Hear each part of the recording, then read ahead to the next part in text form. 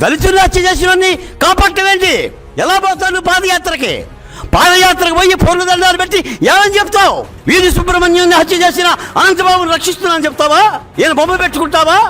కొన్ని జెండా గుర్తుగా పెట్టుకుంటావా? మాట్లాడాలి.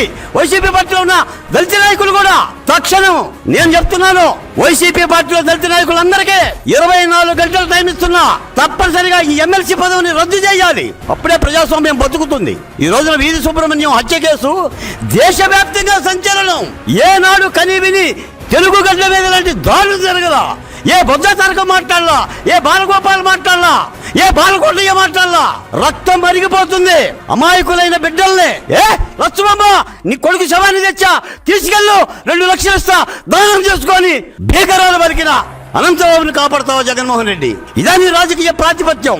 ఇలాంటి నేర ప్రవృత్తితో ఏం చేస్తావు? ఇదేనా రప్ప రప్ప అంటే? రేపు 29 అధికారానికి వస్తే ఏం చేస్తావు? ఇప్పుడు ఒక అనంతబాబు ఉండు, రేపు 10 మంది అనంతబాబుని పంపిస్తావా?